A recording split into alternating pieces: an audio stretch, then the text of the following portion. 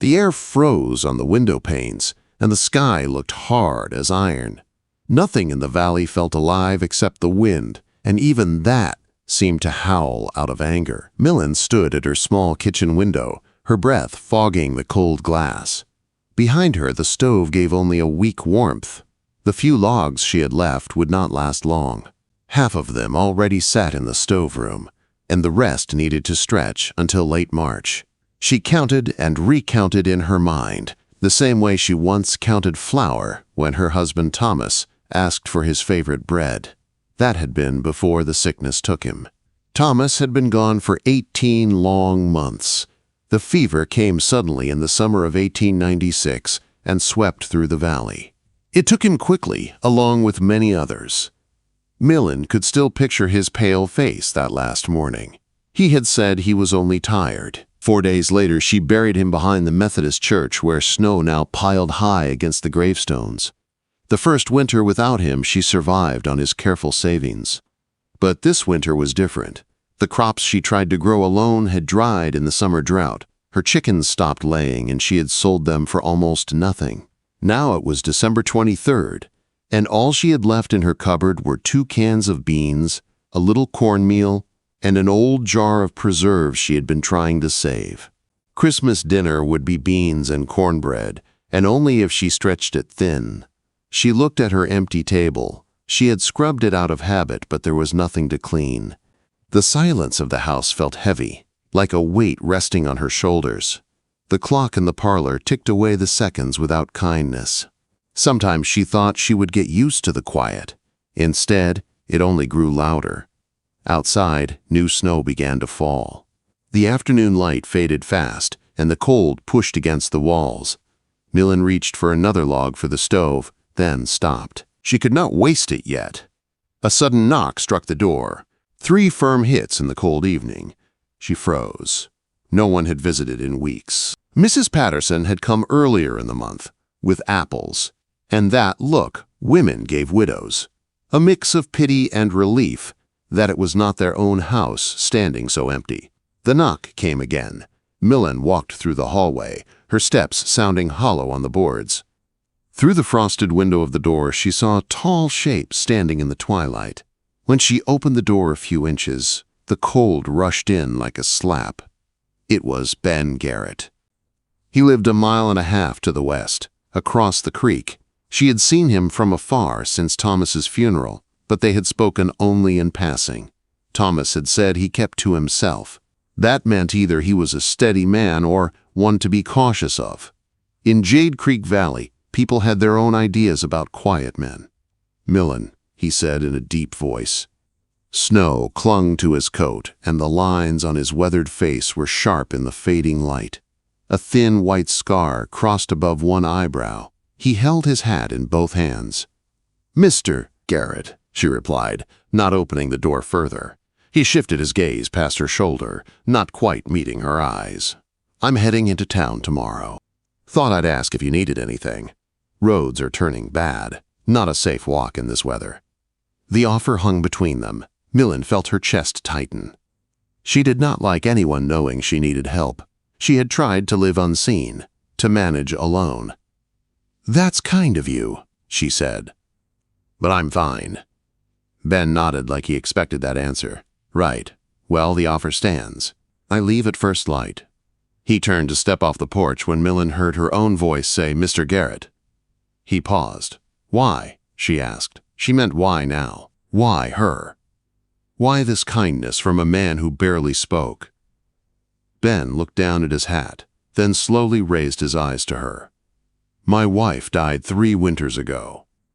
The baby, too." His voice softened. "People brought food, checked on me. I didn't want any of it. Thought I could carry everything alone. I was wrong." Milin swallowed hard. She had not known about his loss. Grief lived quietly on each homestead, hidden away like old tools in a barn.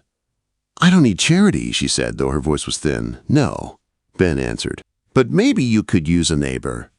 He put on his hat and walked into the growing dark. Milin closed the door and leaned her head against the cold wood. Something inside her shifted. Not hope, but a small crack where hope might someday fit.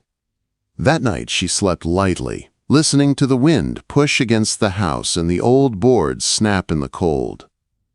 Her mind returned again and again to Ben's face, his quiet voice, the grief he carried. She had built walls around her own pain, believing it kept her safe, but maybe it only kept her alone. Morning came gray and sharp. Christmas Eve. A day that once meant warmth and good food. Now it meant thin coffee and a cold room. Just as she began to prepare her simple meal, she heard a wagon outside. She looked through the window and saw Ben driving up the path. He climbed down with a crate in his arms. "Milin," he said, "got these from town. Thought you could use them." Quote. Inside the crate she saw flour, canned goods, a wrapped package, and other things she had not held in months. "I can't pay you," she said. "No need," he replied. "You were kind to my Sarah once," she told me. He stood waiting. "Will you let me set this inside?" he said, "or will you make me stand out here in the cold arguing?" For the first time in many months, Milin almost smiled. She stepped back and let him in. Ben set the crate gently on Milin's kitchen table and stepped back as if he didn't want to take up more space than needed. The warm light from the stove fell across his face, softening the roughness carved there by years of hard work and harsh weather. He didn't look around the room or make comments the way some visitors did. He simply stood there, hat in hand, letting her decide what came next. "There's a small ham in there," he said. "Thought it might make a proper Christmas dinner. Potatoes, too. And a tin of good coffee." Milin looked at the crate the way someone might look at a miracle they weren't sure they were allowed to touch. Her hands gripped the table edge to keep them from shaking. She whispered, "Why are you doing this?" Quote. Ben turned his hat slowly in his hands, that same quiet gesture she had noticed before. "Because I know how it feels," he said. "To think you have to face everything alone. To believe asking for help means you failed somehow. I lived like that for years after Sarah and the baby passed." He raised his eyes to hers. "Nobody should sit alone on Christmas if they don't want to." The words hit something deep inside her. She felt tears rise, sharp and hot, but she blinked them back. She had spent so long trying not to cry that it felt like a habit she couldn't break. Ben stepped toward the door, ready to leave without pushing the moment any further. "I've got a goose roasting," he said, "more than I can finish myself. If you'd like to bring some of that ham over this evening, we could share a meal. Seems wasteful for both of us to cook alone." Milin stared at him, unsure what to say. It was the kindest offer she had heard in a very long time, wrapped in plain words that made it feel easier to accept. Not charity, not pity, just two people trying to fill the empty spaces in their homes. "What time?" she asked, before she could talk herself out of it. 6, he said. "Gives you time to prepare however you'd like." When he left, the kitchen seemed warmer than before. She stood beside the table, staring at the crate. After a long moment, she reached inside and lifted the ham. It was heavy, wrapped in clean brown paper. Something inside her cracked open, and she sank into a chair. Her tears came quiet and steady, the kind that came from holding back too much for too long. She cried for Thomas and the life they once shared. She cried for the cold house and the empty winters. She cried for Ben and for Sarah, for losses carried in silence across distant fields. But woven through the tears was something else, something small but gentle, a feeling she had not held in a long time. She wiped her face and stood. She set the ham in a pot with cloves. She peeled the potatoes. She made biscuits from the fresh flour.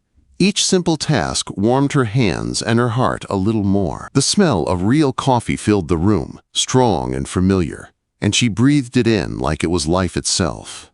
By the time the winter sun began to sink, Milin felt something she hadn't felt in 18 months. Purpose. She changed into her gray wool dress, the same one she had worn at Thomas's funeral. It felt strange to wear something nice again, but it also felt right. She brushed her hair and tucked it neatly. When she looked in the small mirror above the washstand, she saw a woman touched by grief, but not erased by it. At 5, she wrapped herself in her heaviest shawl. She packed the ham, the biscuits, and 2 polished apples into a basket. Then she stepped outside. The cold hit her at once, sharp and biting, but she didn't mind. Her breath rose in small clouds. Snow crunched under her boots. The path to Ben's homestead followed the creek and then bent west through a cluster of bare cottonwoods. Years had passed since she last walked this way. The air smelled like snow and distant smoke from other chimneys. Stars appeared above her, small, bright points glowing in the deepening sky. As she walked, she thought about the many thresholds of her life. Leaving her family home to marry Thomas, walking into the church to say goodbye, stepping into the long, empty months that followed. Now she was crossing another threshold. She wasn't sure what waited on the other side, but she carried both her grief and her courage with her. The trees opened up, and she saw Ben's house in the distance. Warm light shone through the windows. Smoke rose straight into the sky. The smell of roasting goose drifted across the snowy yard, rich and comforting. For a moment, Milin hesitated. Doubt whispered inside her. What if she was wrong to come? What if he was just being polite? What if she was reading too much into kindness? But her feet kept moving. She reached the porch and lifted her hand to knock. Before she touched the door, it opened. Ben stood there, the golden light from inside at his back. When he saw her, something eased in his face, like a man who had been waiting and worried she might not arrive. "Milin," he said quietly. "Welcome." She stepped inside, the warmth of the house wrapping around her like a blanket. For the first time in a long time, she felt she had walked towards something instead of away from something. Warmth wrapped around Milin as she stepped into Ben's home. The smell of roasting goose drifted through the small cabin, rich and comforting. A lantern glowed on the table, throwing soft light across the wooden floor, and the simple dishes set out for 2.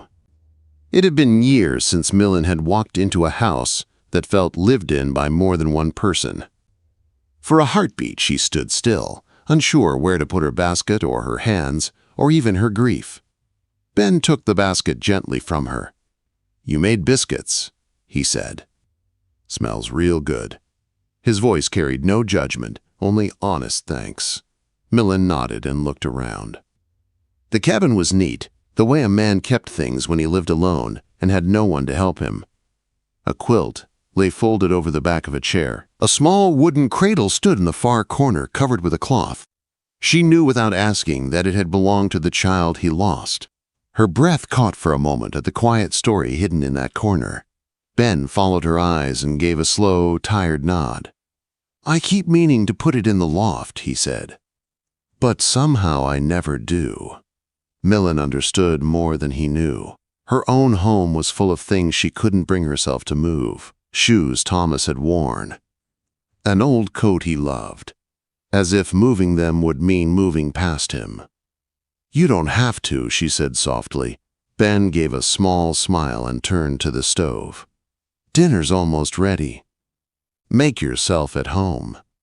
She sat at the table, smoothing her dress. Her hands trembled a little, not from the cold, but from the strangeness of being in another person's warmth after so long in her own silence.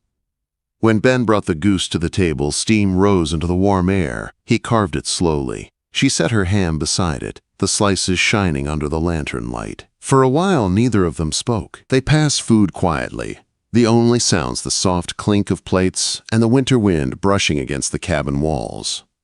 After a few minutes, Ben sat back and studied her gently. When Thomas passed, he said, "Folks brought meals to you, didn't they?" Milin nodded. "I turned most away." "I did the same," Ben said. Thought standing alone meant standing strong. He shook his head. "Turns out it just means standing cold." Milin lowered her gaze. "I didn't want anyone to see how bad things were." "I know," he said, "but I saw anyway."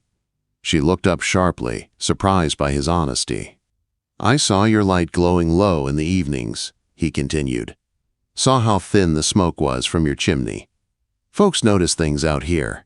We're all each other's weather." The words warmed something deep inside her. She had believed no one saw her struggle, that her grief made her invisible. But here was someone who had noticed every quiet sign, She set down her fork. "I forgot how to let anyone in." "So did I," Ben said, "but we're learning now." Quote, they finished dinner in comfortable silence. For the first time, food filled her stomach without filling her with guilt. The warmth of the cabin seeped into her hands and her bones. The loneliness that had settled inside her house began to loosen its hold. After the meal, Ben poured them each a cup of coffee. The smell was rich and strong, filling the room like a memory. Milin wrapped her hands around the warm cup and closed her eyes for a moment, letting the heat sink into her palms. When she opened them, Ben was watching her with the kind of look she had not seen since Thomas was alive. A look of someone seeing her as more than a widow, more than a quiet woman surviving winter, as a person worth noticing. "You know," he said, "this is the first time in 3 years my table hasn't felt empty." Milin felt her throat tighten again, but this time the feeling wasn't painful. It was something gentler, something hopeful. "And it's the first time in 18 months I've shared a meal with someone," she admitted. Ben set his cup down. "Maybe it doesn't have to be the last." Quote, his words settled into the room like a soft snowfall. Not a promise, not a demand, just a simple truth offered with care. Milin looked at the lantern light flickering across the table. She thought of the cold house waiting for her, the lonely bed, the sound of wind pressing against the windows. Then she thought of this warm room, of the carved wooden cradle, of the man who had lost so much and still chose kindness. "Maybe not," she said. For a while they talked. Quiet stories of the valley, small pieces of their lives, memories shared in simple words. Nothing grand, nothing forced. Just two lonely people learning how to sit in the presence of another soul again. When the evening grew late, Ben walked her to the porch. The sky was dark and full of cold stars. He wrapped a blanket around her shoulders before she stepped into the snow. "Thank you," Milin said, her voice soft. "For the meal?" he asked. "For seeing me," she answered. His eyes softened. "I know what it's like to want to disappear," he said, "but you don't have to. Not anymore." Quote, she held his gaze, feeling a warmth stronger than the lantern light spreading through her chest. "Good night, Ben," she said. "Good night, Milin. Get home safe. And if you need anything, anytime, I'm right across the creek." She walked home under the quiet stars. The cold bit at her cheeks, but inside she felt warm, warmer than she had in a very long time. Something new walked beside her through the snow. Not love, not yet, but the beginning of something that felt like life returning. When she reached her house, she looked back. A single lantern still glowed in Ben's window, a small light in a dark valley. A reminder that even in the hardest winters, someone could show up at your door and change everything. For the first time in 18 months, Milin did not feel alone.